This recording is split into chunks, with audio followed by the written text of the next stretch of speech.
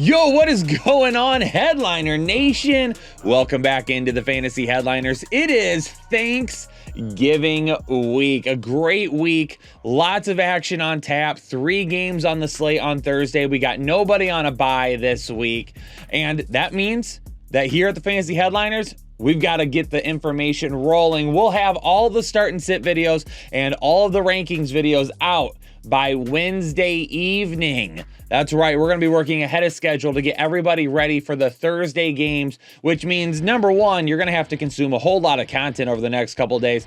Number two, you're definitely going to have to come back on Friday for the weekend update show, because anything that changes between now and then, you're going to want to make sure you get that information for the Sunday slate. But we might have some guys that we need to take a shot at on the waiver wire this week. So we're going to roll through my running backs, wide receivers, and tight ends to take a look at, some streaming options for quarterbacks and defensive special teams, and we'll discuss dropping players at the end of the video. I don't necessarily have anybody that we're going to drop this week, but we'll talk about it at the end of the video.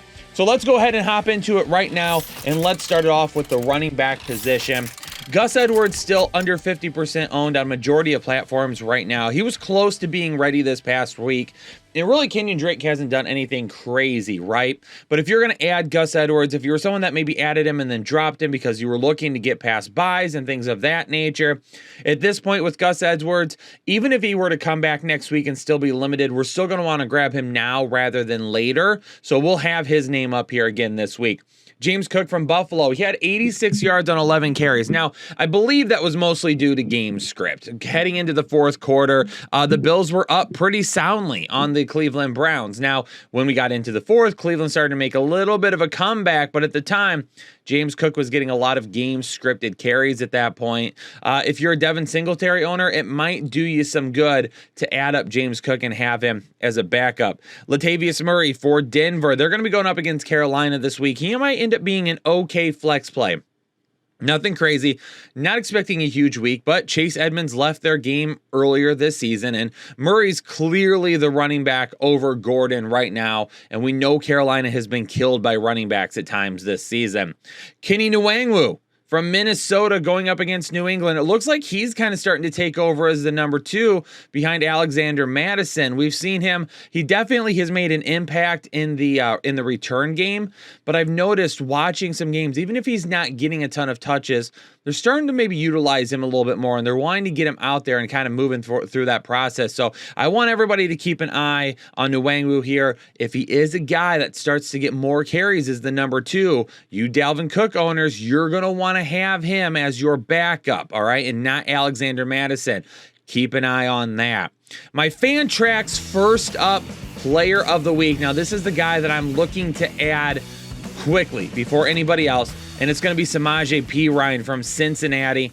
Joe Mixon unfortunately left early in the game on Sunday night, or excuse me, Sunday afternoon with a concussion. Samaje Perine, 3 receiving touchdowns. So 2 weeks ago, Mixon had 5, and now Perine has 3. So they've combined for 8 total touchdowns over the last 2 games at the running back position. So if you own Joe Mixon, we need to have Perine. Keep an eye on it though, all right? If we're running out to add Perine, make sure that you're not giving up a waiver priority just because, all right? Because we don't know if Joe Mixon is going to be back this week or not. If you own Joe Mixon, you got to have Perine, because if Mixon doesn't play, then you go forward with Perine and you play him instead. However, if you need like a wide receiver, if you need a different position that's a little bit more of a priority to you and you're okay at running back and don't add Joe Mixon, you might not want to waste that waiver priority on Perine just yet, but we'll continue to monitor it throughout the week. Isaiah Pacheco, believe it or not, this is a dude that's still under 70% owned across the board. There's a couple of platforms where he's under 50% owned still. That's crazy to think about. CEH ended up leaving the game banged up again, and he didn't get really any touches the week before. Pacheco runs for 107 yards on 15 carries. He is the lead back. It's 100% his role right now. Jerick McKinnon didn't do anything really. I mean, he's kind of like a passing game guy. He's not really getting a whole lot of touches on the ground. So Pacheco's the guy. He's going to be getting the touches. Now, he's not a high-end start. He's not a guy that we're going to throw in like as our RB1. RB1 or anything like that, but maybe as an RB2 as a flex play. Pacheco, I think he's going to be pretty safe the rest of the season. Rachaad White, just reminding everyone, Tampa Bay coming out of the bye. It did sound like Leonard Fournette was going to be okay this week, but Rachaad White, if he's still out there on your waiver wire, he is the guy that we might want to look to add in case Leonard Fournette does even still try to go back out, and maybe he's just not ready to go. Maybe he re-aggravates something, and then the Rachaad White's going to be the guy. So keep him in mind as well. And Elijah Mitchell, as of this recording, they've not played because we record this and drop it before Monday Night Football. But just keeping this in mind as well, that if you out there and you can grab Elijah Mitchell, if he's on your waiver wire, snatch him up as quickly as you possibly can as well. Talked about it in a video I did just a little bit ago for the easiest and most difficult playoff schedules. The San Francisco running backs have one of the easiest playoff schedules for fantasy footballer. For the wide receiver position, quite a few guys to talk about at wide receiver this week, which is good because I think there's going to be some depth needed there. First and foremost, Treylon Burks, finally healthy, doing what he was drafted to do, those big plays. Only 7 receptions, but goes for 111 yards against the Packers, and that was a tough matchup. The Packers are pretty good against the pass, and he will have Cincinnati this week, who is also pretty good against the pass, but they kind of got bullied around by George Pickens a little bit against Pittsburgh this past week. There's an opportunity for Treylon Burks to do the same thing to Cincinnati. Drake London, he's got touchdowns in back-to-back games. However, last game, he only had like 1 catch for 2 yards, and that ended up being his touchdown. So still not something we're getting uber excited about, but it's a better matchup. Washington come up is going to be a better matchup for them, and Kyle Pitts likely to miss some time. Drake London could be getting a nice amount of targets. If you've been listening to the Waiver Wire show for like the last 3 weeks, Demarcus Robinson's been on here like every single week, and he finally has a blow-up game, 9 targets, 9 receptions, 128 yards, going up against Jacksonville this week. Going to be another opportunity for him. He's a guy right now that is the volume guy over the Duve. So honestly, if you own Devin Duvernay, I'm kind of more interested right now in playing Demarcus Robinson over him. Terrace Marshall Jr., he continues to look pretty good. More than 70 receiving yards in 2 of his last 4 games, and more than 50 receiving yards in 3 of his last 4. Now, Denver's going to be a very tough matchup, so he might not be a pick up and play guy right away, but he's either A, a guy that we keep on our radar, or B, he's a guy that we pick up now and we stash for a matchup later in the season. Donovan Peoples-Jones, I mean, he was the wide receiver 28 since week 4, heading into this last week. And then he puts up a good game against Buffalo, which was hard to see coming. 61 receiving yards and a touchdown on 5 receptions. So he's going to be more like a wide receiver 2 since week 4. Absolutely blowing up right now. More than 70 receiving yards in almost every game since then as well. He's become very, very consistent, and they're going to get Tampa Bay this week. Nico Collins from Houston, he tied for the team lead in targets. He had more receptions than Cooks this past week. Didn't have the big play like Brandon Cooks did. His biggest play was only 22 yards, but he's still a guy that's seeing some nice volume come his way. And now they get a really good matchup with Miami. So Miami might be a team that gives up a few big plays and possibly a touchdown to him. Paris Campbell didn't have a huge day, but had a decent day, and they're going to be going up against Pittsburgh this week. The offense looks much better as of recent, and going up against Pittsburgh in this matchup, I could see Paris Campbell getting a good amount of targets and really, looking at maybe 6-7 receptions and approaching 100 receiving yards. Jarvis Landry for New Orleans. He's kind of looking like his old self again. Missed quite a bit of time with an injury. Caught 3 of his 4 targets this past week for 33 yards and a touchdown. Olave is going to be the top target, but having a guy like Jarvis Landry back is going to help because he's a veteran receiver. He's respected by defenses. You're going to have to keep an eye on him, and it's going to help open up some things over the top like we saw this past week for Chris Olave. Jarvis Landry in some PPR leagues, he's got some potential the rest of the year. Darius Slayton for the New York Giants. I mean, one of the things going for Darius Slayton against Dallas is that they're banged up at wide receiver. Wan'Dale Robinson was having a huge game, and then he ended up having to leave this past week. Slayton had another good game, though. 5 of 10 targets, 86 receiving yards. He's really the wide receiver 1 right now. Will he see Travion Diggs this week on Thursday night? I don't know. That's going to be a tough one to call for right now because it's going to depend on who's healthy, who is not. How much does Kenny Golladay line up? If he does, is Travion Diggs going to stay on Kenny Golladay instead? So we'll have to keep an eye on that. George Pickens for Pittsburgh going up against Indy this week. Pickens right now is around 60% owned on multiple platforms. So he's almost too highly owned to be in this video, but because there's a couple of platforms that are still around 60%, I wanted to toss him on here again. Anyway, going to be a tougher matchup, but even in a tough matchup this past week, he was still able to find the end zone. He's the number one in Pittsburgh right now. He is a guy that is greatly outperforming Deontay Johnson. I'm not starting Deontay Johnson anytime soon. I would rather start George Pickens over him.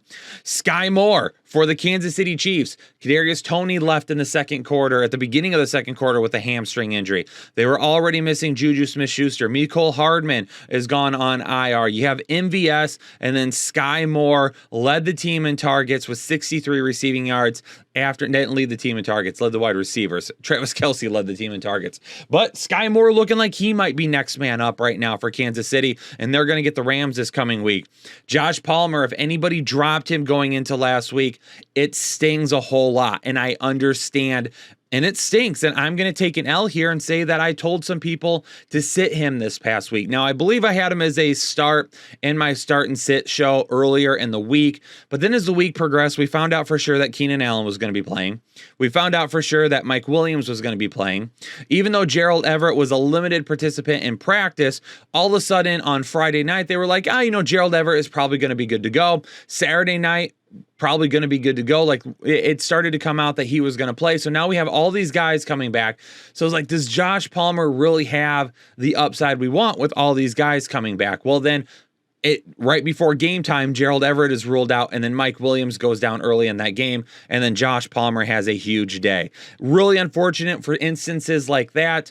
We can only do what we have with the information, but if Josh Palmer was dropped in your league, it's probably a good idea to run back out and add him now. And then Julio Jones for Tampa Bay, they're going to be going up against Cleveland. Keep in mind, before the break, he had a big touchdown grab in Germany. He looked like he was starting to be a little bit more healthy, and he might be a game changer for this offense that's finally starting to find their groove. At the tight end position, there's not a whole lot to talk about at tight end this week. Only two guys that I'm really looking to add up right now. Logan Thomas, he's kind of a risky add because we're really saying, okay, one good performance this past week, 65 receiving yards on 5 receptions. Now he gets Atlanta. This is a speculative ad because he hasn't done anything all season long, and then all of a sudden he showed up last week. So the hope is he continues with that, but we don't know for certain. But I'm adding Juwan Johnson. Like, if he's still available in your league, he needs to be added now. He's scoring more than enough touchdowns. He's seeing more volume than Taysom Hill. If you're starting Taysom Hill at tight end, stop it. Stop it, because once again, he got like 5-6 points this past week. If you're starting a New Orleans player at tight end, it needs to be Juwan Johnson. He has a much better, he has the same exact upside really as Taysom Hill, and he has a much better floor right now as well. Let's move into some streaming options. Let's kick it off at quarterback first. Jacoby Brissett against Tampa Bay this week.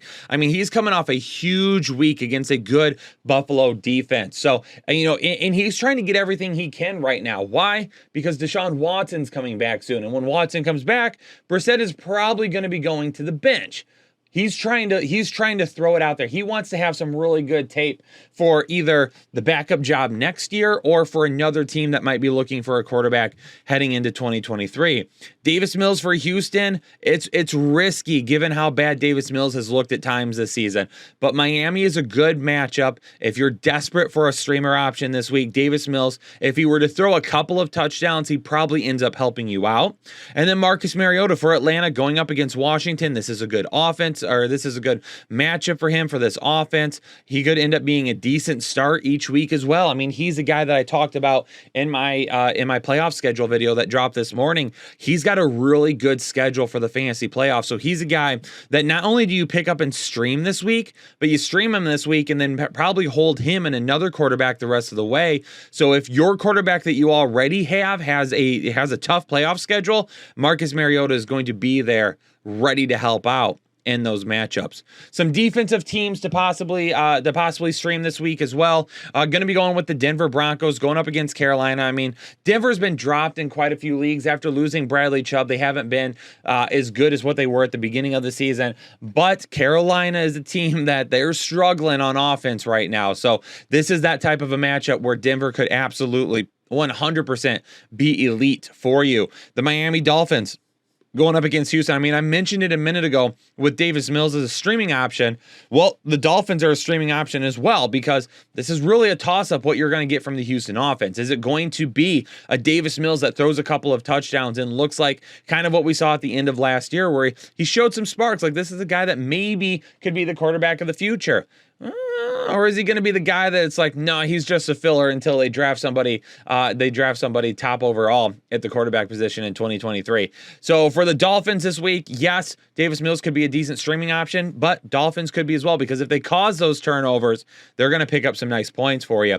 And then for the Seattle Seahawks, I mean, really Las Vegas is one-dimensional right now in terms of, yeah, you've got Josh Jacobs running the football well on the ground, but if you take Devontae Adams out of the passing game, now you don't really have anybody else. Yeah, you've got Mac Hollins isn't a guy that I want to start on a weekly basis either. So, he's not that huge of a threat. Foster Moreau, not that big of a threat. You've got all these guys here. It just seems like there's a lot of talent being wasted in Las Vegas right now. So if you take out Devontae Adams and then make him real one-dimensional, where at that point now you have, now you have just Josh Jacobs running the football, Seattle could have an opportunity to really make Las Vegas struggle and keep their points down, giving you a good streaming option this week. Now, this is normally where I go into players to drop, but I'm not putting anybody to drop this week because, number one, the guys that I could put on here, I've been putting on here for weeks. Like, there's nobody that we're throwing out there right now where it's like, yeah, I haven't already told you before that you need to drop them. Or, we're heading into the end of the season right now. We're heading towards the playoff push. So there might be some guys where we say, yeah, maybe their matchup isn't good for the next couple of weeks, but maybe they have a good playoff matchup. We don't want to drop them right now either, because if we drop them and lose them to another team stashing them for the playoffs, now we're screwed out of it. So instead of listing a bunch of guys that could potentially be dropped here, I figured we'll just open it up to the comments. Down in the comments below, if there is a guy that you want to drop, let me know. Who do you want to drop and who do you want to drop them for? Those of you that leave me quick, short comments where you just put, I want to drop X and I want to pick up Y, I'm going to respond to all those comments first. Those ones I can go through and hit and be like, yep, this one, this one, this one. If it's big, long, technical, it might get dropped back a little bit. So hit me with a quick comment. I want to drop X. I want to pick up Y. Let me know in the comments and I'll let you know my thoughts on whether or not that we're going to do that. And if I need more information, I'll try to let you know as well. But there's the waiver wire show. It's a little bit shorter this week. It's quicker. One of the reasons why we've got a lot to do this week. So I wanted to throw out all this information for you so you got everybody in front of you, some guys that you might be able to pick up and have you, help you out. We're not having a whole lot of buys this week, so you might not be looking for a whole lot of people to pick up either. No buys this week. We do have 2 more weeks with buys, including week 14, which will be Buy-Mageddon with 4, with 6 teams on a bye in week 14. But do me a favor, Headliner Nation, hit that like button for me. It's free, it's easy to do, and it helps out the stream a ton. Make sure you hit the like button, subscribe to the channel. If you're new here, leave a comment down below like I said. But for now, I'm gonna get out of here. I gotta go start working on tight ends, baby. Tight ends, football kind. That came out weird. But everyone stay safe and stay healthy, and I'll catch you on the next episode of the Fantasy Headliners.